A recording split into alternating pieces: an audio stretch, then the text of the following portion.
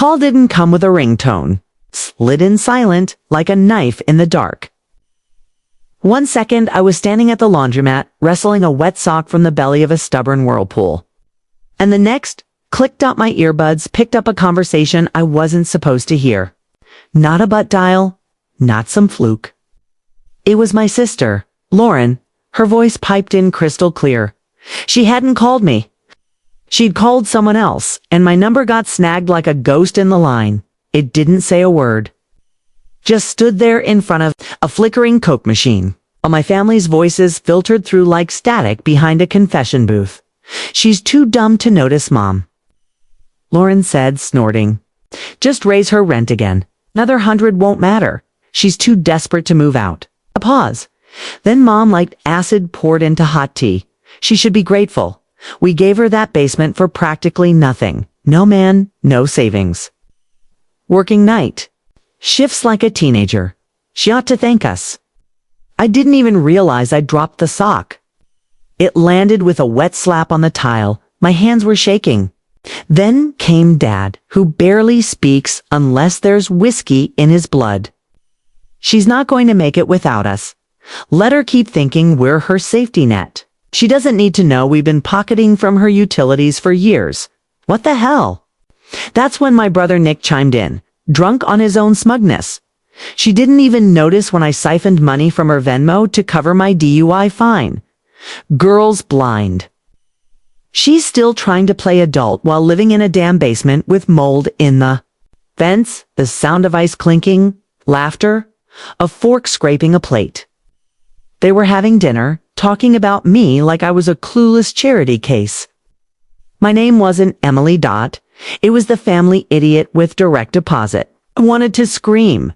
Instead, sat down on a plastic chair that reeked of dryer sheets and stale sadness, staring at the out-of-order vending machine like it had answers. Then came the part that carved something permanent into my spine. Mom again, voice dripping sweet. Venom just let her payment bounce this month. She'll beg to fix it. It'll be fun watching her squirm. Maybe she'll finally get the message. And then, silence. Like the call collapsed under its own weight. My screen still showed connected, was still there listening. Invisible. You don't come back from something like that. Not the same, but I didn't. Cry, I didn't text, I didn't storm into the dining room like a soap opera scene. I went quiet. And when I go quiet, it means I'm already building the bomb. They wanted to watch me squirm. Good. Let them lean in real close. Because the next time they hear from me, it won't be a phone call. It'll be the echo of a door closing. The sound of everything slipping through their fingers. The next morning, I woke up before my alarm. No dreams. Just that taste in my mouth like I chewed on aluminum all night. I lay there under the itchy Goodwill blanket in my basement suite. Which, let's be honest, was a cement cell dressed up with fairy lights and mildew, and stared at the low ceiling that had water stains shaped like middle fingers. They thought I wouldn't notice that I was too broke, too busy, grateful to ever look up. I made coffee with the off-brand grounds they kept in a tin-marked emergency because I wasn't even worth fresh beans. Sat at the wobbly folding table and opened my banking app. My rent payment had gone through yesterday. $1,050. Which was weird because last month it was $950. And the month before that, $875. Incremental, like boiling a frog. But they'd screwed up, got greedy, and I started noticing everything. The Wi-Fi bill that magically doubled. The way they always wanted cash, never Venmo. How the electric bill was in my name. But the smart TV upstairs was logged into their Netflix. I pulled up a spreadsheet. I'd been tracking my hours at the bar for months. Tips, rent bills, thieves. But now I started a new tab. Them, every dollar, every slight, every lie, time-stamped and itemized like war crimes. And then, like fate throwing me a bone wrapped in irony, my phone lit up with a notification. Lauren has sent you a message. Clicked it with the same energy you'd use to check a rat trap. Hey, can you spot me $150 until Friday? I forgot APT car. Insurance law love, apology. No mention of the call. No hint, she knew she'd handed me the knife. I stared at the message, and then I did something I hadn't done in years. I texted back, "Sure, get it in person." 5 minutes later, she was knocking at the storm door like a cheerleader on a sugar crash. Opened it slow. She stepped in all smiles, wearing that innocent face she used to con free drinks at the dive bar I work in. "Thanks, Em," she said, already looking at her phone. "You're a lifesaver." I was stressing. I didn't respond, just stood there watching her scan the room like she was trying not to breathe too deep. "You okay?" she asked finally. "You know," said slowly, "I had the weirdest dream last night. I dreamed my family was laughing about stealing from me." Her eyes did a little flick, a microsecond of panic. I smiled, soft, dangerous. "Anyway," I continued, "I figured I'd bounce your Venmo back with interest." Then I walked to my closet, pulled out the lockbox where I keep my side hustle cash, and handed her an envelope. She didn't even look inside, just said thank you, and moved toward the stairs. "Oh," added just before she opened the door, "tell Mom I said she should check her bank account today." That stopped her. 1 foot on the top step, head tilted. Why? Shrugged. Just a feeling. 'Cause what she didn't know, what none of them knew, was that I'd already made the call. Their rent money. It's the one they funneled through my name to keep taxes off the radar. I froze the account. Said there was suspected fraud. Suspicious activity. Needed a full investigation. See how they enjoy a little uncertainty? A little stress? Funny, I used to think loyalty meant silence. Now I know it means letting it all burn while you sip your coffee. By Friday, the cracks were showing. I walked into the kitchen to grab my lunch from the fridge, what was left of a gas station sandwich, and a banana going soft at the ends, and found Mom hunched over her phone like it owed her money. She didn't even notice me at first, kept jabbing the screen with her thumbs like she was trying to beat it into submission. Then Dad came stomping down the stairs, red-faced and sweaty in that old Cleveland brown shirt he refuses to throw away. "Even though it smells like pickled regret, still nothing," he barked. "No," Mom snapped, waving her phone. "The rent still hasn't cleared. The landlord's threatening to report us if we don't fix it today." I nearly bit through the banana. "Here's the thing, landlord, they were talking about. It's me. They transferred ownership of duplex to me a year ago for tax reasons, but kept controlling everything like I was just the janitor with a signature. I've been the legal owner this whole time. I pay the taxes, I hold the mortgage, but they collect the rent, jack it up whenever they feel spicy, and toss me whatever crumbs they think I won't count. But now the pipeline was dry, frozen, solid. They couldn't call the bank because the bank thinks they're the fraudsters. They couldn't yell at me because they didn't know I knew. They were trapped in a house of mirrors they built with their own lies, and every reflection showed them broke. I sat down at the table, took out my sandwich, and unwrapped it, slow, like it was a filet mignon. Mom finally looked at me. "Emily, you noticed any weird activity with the house account?" I took a long bite, chewed, swallowed. "Weird how?" "I mean, just weird," she said, glancing at Dad. "The rent's not transferring properly, the bank's being ridiculous. Maybe it's fraud," I said deadpan. "You know, people getting into things they shouldn't." Her eye twitched. Dad grunted like a bear that stubbed its toe. Then came the knock on the door, Lauren again. Except this time, she didn't come alone. Behind her stood Nick, holding a stack of papers, and wearing the exact expression of a man who just realized his unpaid speeding tickets were about to bench his car. "Why the hell is my name on this?" he asked, shoving the paper toward me. I glanced at it, the electric bill, in my name again. And now a second note is stamped in red. "You told me it was yours," I said coolly. "You said you'd cover it month after month. You just needed to build credit." Sound familiar? Nick's face twisted. "Really gonna pull that now?" "I'm not pulling anything," I said. "I'm returning it." Lauren looked between us, fidgeting with her nails. "Okay, everybody calm down. This isn't what it looks like." I stood up. No, it's exactly what it looks like. You've all been siphoning from me like I'm some backup generator, and now you're pissed the power's out. Mom slammed her hand. On the table, we're family. We help each other funny, I said. Eyes locked on hers. I don't remember family laughing about how stupid I am behind my back.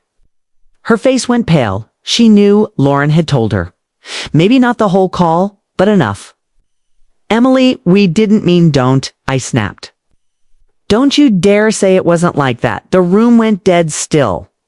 Dad sat down hard in the chair across from me like gravity had doubled. They didn't know how much I knew, but they were about to find out. Because rent wasn't the only thing I froze. Names were on other accounts too.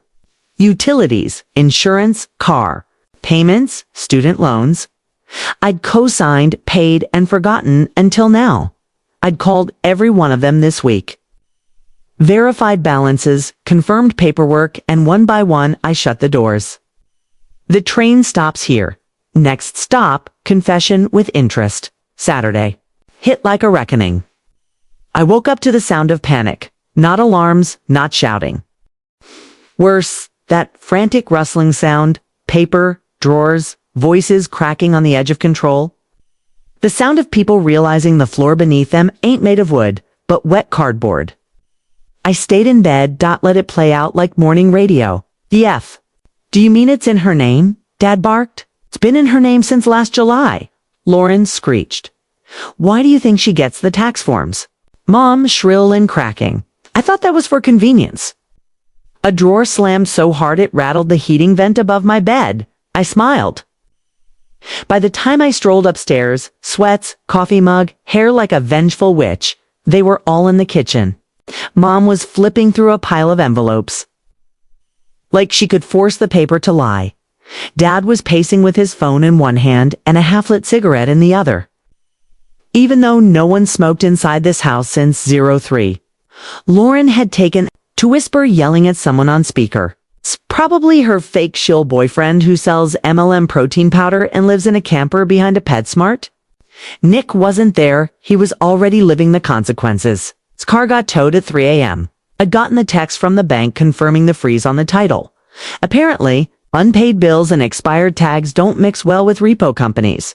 I sipped my coffee, slow. Something wrong? Mom's eyes snapped to me like a sniper scope. Did you mess with the accounts? Linked?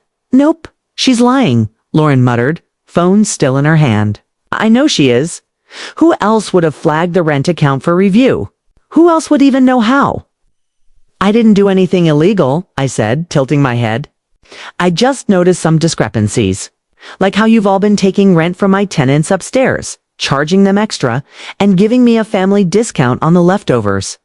Dad's face went blotchy. That's not how it works. Really? I pulled out my phone because I've got emails from the tenants. Screenshots of Venmo receipts. And a signed lease they gave me last week after they found out you'd raised their rent again without telling them. I tapped the screen. The silence that followed was so sharp I swear the fridge held its breath. Lauren's face curdled. You went behind our backs? No, I said, leaning on the counter. I dug my way out from under yours. Mom stepped forward. You wouldn't even have this house if it weren't for us. Took you in when you had nothing. We fed you, covered for you. Oh, please, I said, laughing bitter. You didn't take me in. You moved me down into the basement. Charged me for tap water and mold and called it charity. Dad's voice dropped. You don't want to start a war with your family, Emily? Too late. Step closer. You already did, the second you treated me like a checkbook with ears. Lauren scoffed. God, you're so dramatic. I turned to her. Come as a Sunday sermon. I know about the phone call, Lauren. She froze. I heard everything. Just raise her rent again. She won't notice. That's what you said, right? While Mom giggled and Dad made snide. Comments about me working nights like a loser, colored drained from her face like spilled milk. You listened in. No, I said, you called me by accident and left the line open for 9 whole minutes.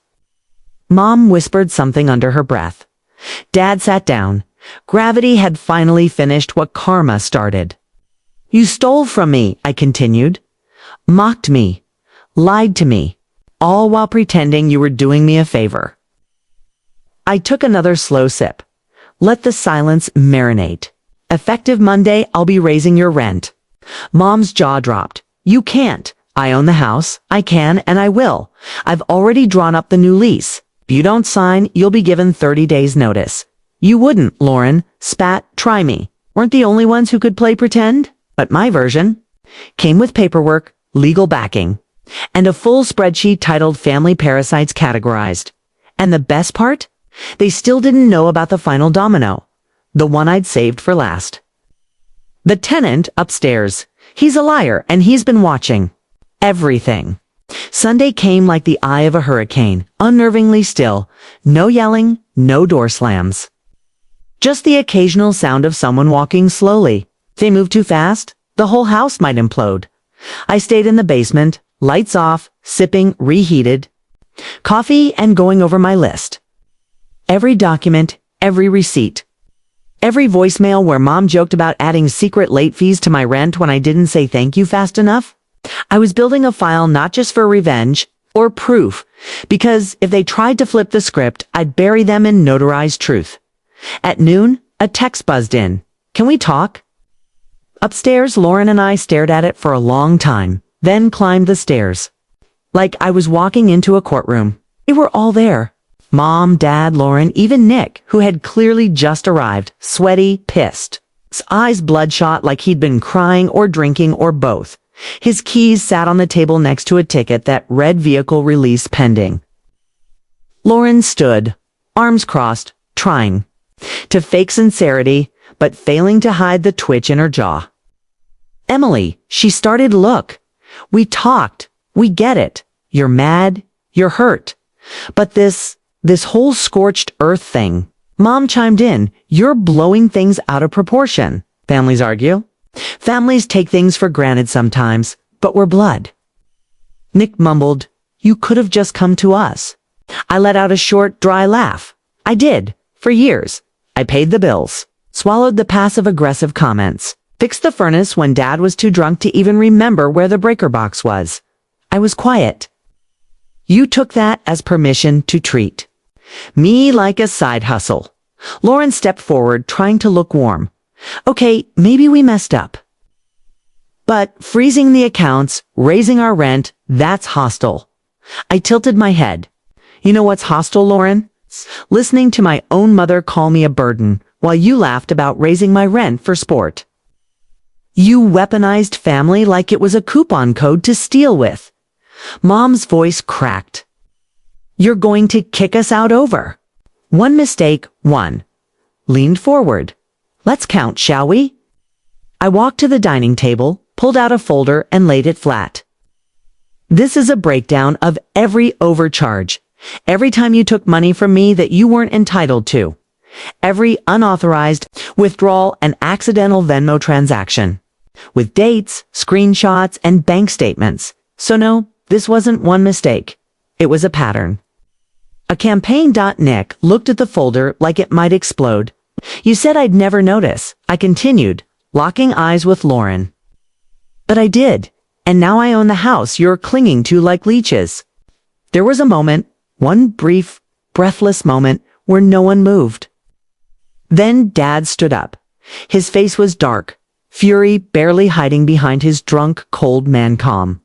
You think you're better than us? You think because you've got some papers and a few $1,000 bucks in the bank that you can treat us like dirt?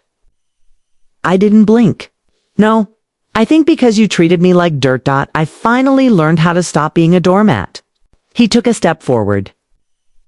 Lauren reached out like she was about to intervene. That's when I pulled out the final sheet from the folder. A letterhead from a law office. By the way, I said softly, that lawyer upstairs, he offered to represent me for free, said this might be an interesting case for civil fraud, especially since some of your little mistakes involved forged digital signatures. Dad froze. Mom's hand went to her mouth. Nick muttered something under his breath. I'm not pressing charges, I said, yet. But I did file a police report. It's insurance. Lauren's voice cracked. You're not serious. I turned to her. I wasn't, until you decided I was a joke. I gathered the papers, tucked them back into the folder, and took one long breath. You've got 30 days, I said. Sign the new lease, pay market rent, or leave. And don't bother trying to guilt trip me. Burned that currency on a three-way call over meatloaf. Then I turned and walked back down the stairs to my basement. Except it didn't feel like a basement anymore. It felt like the war room where I'd finally won. And above me, just the echoes of a crumbling kingdom built on lies. The next morning, I woke up to silence, and not the peaceful kind. It was the kind that hovers in the corners of a house. Right before it turns on, you could feel the resentment bleeding through the floorboards, like mold spores. Climbed the stairs slow, coffee in hand, half waiting to find the kitchen on fire. But no, just Mom standing at the sink, stabbing at half-eaten grapefruit like it owed her child support. Her eyes flicked to me, but she didn't say a word. Morning, I said, calm and clean. She didn't respond. I sipped. Cool. Then, out of nowhere, I'd appeared in the doorway with a manila envelope clutched like a dead bird. He tossed it on the table. There, signed lease. Happy. I didn't answer immediately. I just set my coffee down, opened the envelope, and started reading. They'd signed it begrudgingly. Lauren's handwriting looked like she signed it while grinding her teeth. Nick's signature was crooked, like he was trying to sabotage it with sheer pettiness. But it was legal. I had witnesses. It was done. Before reading the first invoice today, I said, market rate. No utilities included. If it's late, there's a fee. If it's more than 10 days late, it goes to collections. Dad stared at me like I'd just insulted the entire family tree. You really want to go down this road? He growled. You paved it, I said, folding the lease. Just driving the damn car. Lauren came out of the hallway, holding her phone like it was a holy relic. You do know this is temporary, right? She said, eyebrows raised. You don't really think you're gonna outlast us here? You're still working nights. Do you still sleep under a pipe that leaks when it rains? You still cry in your car after shifts. You're not a landlord, Emily. You're just the poor girl with a lucky technicality. Her voice was all honey and venom, the kind she uses when she's setting you up to fail while acting like she's doing you a favor. I stepped closer, close enough to see the panic hiding under her confidence. You're right, I whispered. I'm not a landlord, she smirked. Gotcha, her eyes said. I'm a survivor, I finished, and that makes me a hell of a lot more dangerous than a landlord. The smirk dropped. Mom turned. You think this makes you powerful? All it's done is isolate you. You've turned your whole family against you. Congratulations, you got your revenge. Now what?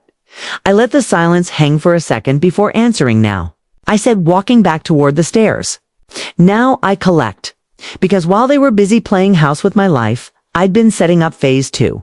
They didn't know I'd contacted the IRS. Or that I'd found 2 years' worth of undeclared rental income in their names. Or that the upstairs tenants, bless their fed-up, overcharged souls, had agreed to write sworn statements about who really took their money. Do you want to talk isolation? See how isolated they feel when Uncle Sam pulls up in a suit? Let's see how smug Lauren looks when the bank reopens her file with a fraud flag. Or when the credit collectors come knocking on Nick's door asking why someone with 5 bounced checks is listed as a cosigner on a mortgage. Oh, there was more coming, much more. And they'd never see it until the storm was already overhead. That's the thing about the quiet one in the family. When she finally speaks, doesn't raise her voice. She raises hell. It hit Tuesday at 4:17 p.m. I was slicing limes behind the bar. When my phone buzzed hard enough to jolt the cutting board, 3 missed calls, 1 voicemail, all from Lauren. I didn't even need to listen. I could feel it in my bones. The storm had landed. By the time I clocked out and got to my car, my voicemail was lit up like a Christmas tree. I sat there in the parking lot, engine idling, reading the messages one by one like tracks off a slow burn revenge album. Lauren's voice panicked and cracked around the edges. Emily, what the hell did you do? My checking account got flagged for suspicious transfers, and now the bank says they're doing a full audit. They froze my debit card. Kai needed that for rent. Next message, Mom, this time. Voice low and trembling in that way she reserves for when she's losing control of a situation she rigged. This is going too far. Whatever you're doing, it's hurting. The whole family. Is that what you wanted, to see us destroyed? I didn't reply. Just stared at the twilight sky bleeding through my windshield. Back home, the silence was different now. A cold shoulders. No fake coughs from the hallway. Just a thick, terrified stillness. And of quiet that comes after a tornado touches down, and folks are still trying to figure out what's left standing. Nick was in the living room, pacing in socks and muttering into his phone. The repo had taken his car. But now the insurance company had flagged inconsistent filings on a claim he submitted last year. His voice kept rising like he was trying to out-yell a tsunami. Mom was in the dining room, laptop open, surrounded by printed bank statements, calculator ticking like a bomb. Dad just stared at the wall like if he blinked too fast he'd shatter. I passed through them like a ghost with a purpose. Lauren cornered me by the stairs. Her face was pale, her mascara clinging to panic sweat skin. You need to stop, or what? I said. Her voice cracked. You're gonna ruin us. No, I said calmly. You ruined you. I just turned on the lights. You think you're the only one who's ever been hurt? She hissed. Had to cover rent for you after college? I paid for your meds when you were broke and sick. You mean the $30 allergy meds? You never let me forget? I stepped closer, low and level. The ones you texted our cousins about, saying I was too weak to function, please. That wasn't kindness. That was ammunition. Lauren looked away, jaw clenched. I wasn't done. You used me. All of you did. You weaponized my vulnerability and called it support. Now that I've got a spine and a title deed, you're scared. I'm not scared of you, she snapped. Good, I said, because you should be scared of the truth that's catching up to you. She opened her mouth, but I walked away. I had bigger fish to grill because that afternoon I'd gotten a call from the IRS. Not some scam line, the IRS. The agent was polite, calm, thanked me for the documentation I submitted. It matched 3 separate red flags already under internal. Reviews said they'd be pursuing further investigation into unreported income tied to my parents' names. Said they might need me as a witness. I told him anytime. I lived downstairs, Now I sat in my basement turnbunker with a glass of whiskey, watching as everything they built on my back began to crack. They thought they were puppeteers, but all they'd done was hand me the scissors. When the strings finally snap, I'll be the one standing, not shaking, smiling. Thursday night, 9:43 p.m., I was in the basement, my basement, with the door locked and a playlist humming low, just the way I liked it. A little Fiona Apple, a little revenge. Jazz, a little burn the bridge and dance in the embers kind of mood. Upstairs, they were unraveling. Lauren's boyfriend had come storming into the driveway an hour ago, yelling that her money drama got his accounts frozen too. Apparently, joint accounts mean joint consequences. He left in a rage, took his blender and his pre-workout powder and peeled out so hard he clipped Dad's mailbox. No one even went outside to look. Nick was on the couch, spiraling. His credit card got declined at the pharmacy, and now he couldn't refill whatever pills kept him functional enough to fake confidence. Kept mumbling about identity theft while Googling how to remove yourself from a family lease. Mom, she tried one last desperate Hail Mary. Texted me a photo of a birthday card I made her when I was 10, said, I saved this all these years. Please don't hate me. We're still your family. As if nostalgia could white out theft and cruelty. And Dad, well, he sat on the porch with a beer in one hand and the IRS letter in the other. Didn't say a word, just stared into the dark like it owed him an apology. Me, I was on the phone. Upstairs, tenant, the liar. had just confirmed they were submitting their formal testimony, sworn and signed. They'd also offered to help me file a restraining order if things escalated, which they would, because the eviction notices were ready. I wasn't bluffing. I gave them 30 days. That clock was ticking loud now, and come next week, the sheriff's department would be didn't want to fight. I wanted peace. But if peace came wrapped in official paperwork and the sound of them dragging suitcases across my porch, so be it. This wasn't petty anymore. This was surgical. They didn't just mock me, they monetized me. Treated my grief, my loyalty, my exhaustion like they were part of the rent they charged. Like they were entitled to every part of me because I was too. Tired to say no, but now they were tenants. I was the landlord. Funny how that works. When I finally emerged that night to grab something from the kitchen, I found the fridge empty. Not cleaned out, just emptied. It's like someone had hoped I'd walk in, see the bare shelves, and feel guilt or shame or hunger. I just smiled. I'd already ordered Thai. Lauren watched me from the hallway, eyes glassy. Face twitching between rage and regret. I leaned against the counter. "You all taught me something," I said. "Blood means nothing if it's just an excuse to bleed someone dry." No one responded. I turned, walked back downstairs, closed the door behind me. And for the first time in years, it was quiet. Not tense, not resentful. Just quiet, because they'd tried to break me with shame. And I'd answered with silence, strategy. And a paper trail that hit harder than any scream. Now they're shilling sob stories to anyone who'll listen. Ben, I'm down here drinking wine in peace with the rent paid.